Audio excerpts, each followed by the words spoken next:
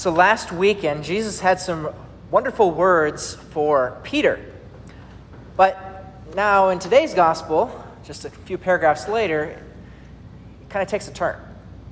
Last Sunday, Jesus asked all the apostles who they believed him to be. And Simon replied with a very inspired answer, "You are the Christ, the Son of the living God." And so Jesus gives Simon a new name and an important role in the church. "You are Peter, and upon this rock I will build my church." So Peter, with the name of, that means rock, was given the role of being the foundation upon which Jesus would build the structure of his church. And Peter was given the keys to the kingdom to open and close it as he saw fit. He was given the power to bind and loose, which meant being able to establish or prohibit the things in the church that would be necessary for its life.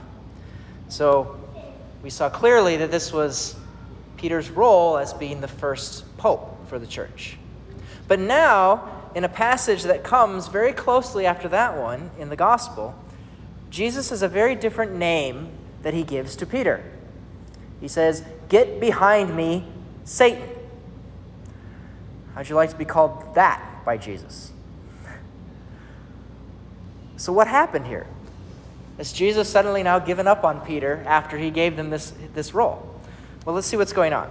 In the gospel, it says that Jesus began to explain to his apostles the next steps in God's plan of salvation. That he was going to have to suffer greatly, even to the point of death, and then, of course, rise again. Jesus was about to offer his life out of love for us. But Peter responds by saying, "God forbid, no such thing is ever going to happen to you." And in one sense, Peter's response is pretty understandable. I don't think any of us would want to see any of our loved ones have to go through suffering and pain. And so that was Peter's response to Jesus having to go through suffering and death.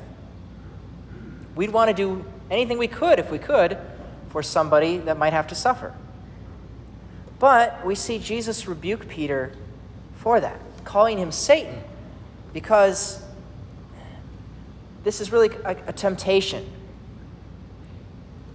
of the enemy against Jesus that would kind of tempt him to run away from offering his life for us.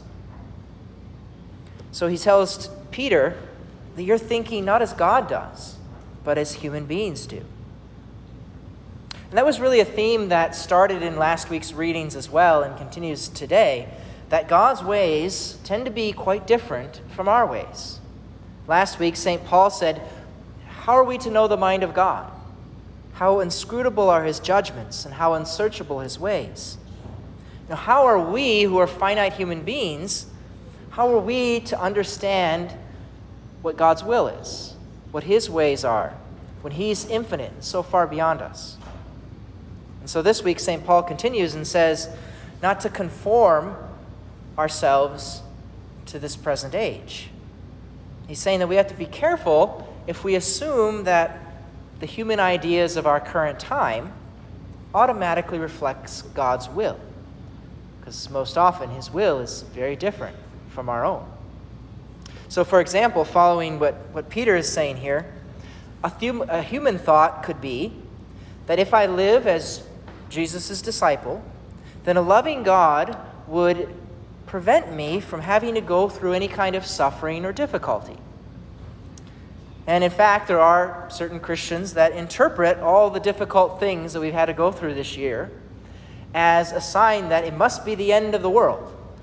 This must be the end because Jesus is going to return and take us away out of all these things.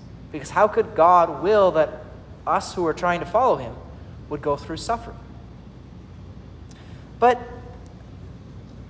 from the gospel, it teaches us that's really a human kind of wisdom. It's not God's wisdom. First, because Jesus never told us exactly when he was going to return. And secondly, because Jesus hasn't really promised us that we never have to go through suffering.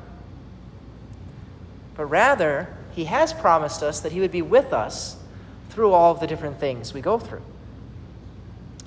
The presence of suffering in your life is not evidence that God is not there. Just as the alleviation from suffering is not always going to be given to us as a reward for following him. And Jesus says in the gospel that each day we have to deny ourselves and take up our crosses and follow him. Every single generation that lives here on earth will go through its own unique struggles. But the mark of the Christian is not that we will never suffer, but that we remain faithful even through the suffering.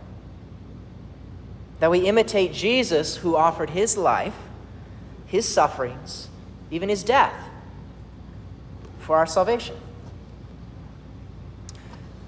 That, like Jesus, that we would live not focused on our own struggles and our own desire for just comforts, but that we give ourselves away in service for the good of others. And even if that means at times going through difficulties or discomforts. Jesus says, whoever wishes to save his life will lose it, but whoever loses his life for my sake will find it. So the wisdom of God means that we will only find full meaning and happiness if, in love, we give ourselves away. Or as St. Paul says in that second reading, that if we offer our bodies as a kind of living sacrifice. It's human wisdom to always look out for oneself, to look out for number one. It's a human notion to avoid things that might bring us challenges or discomforts. But St. Paul says that we are to be transformed by the renewal of our mind if we want to be able to know the will of God. Because often God's will means having to do the difficult thing, to take up our cross and follow him. If we assume that our ideas are always God's ideas, we might find ourselves like Peter, thinking not as God does, but as human beings do. But if we give ourselves away out of love, like Jesus, then he says we will find the happiness that we seek.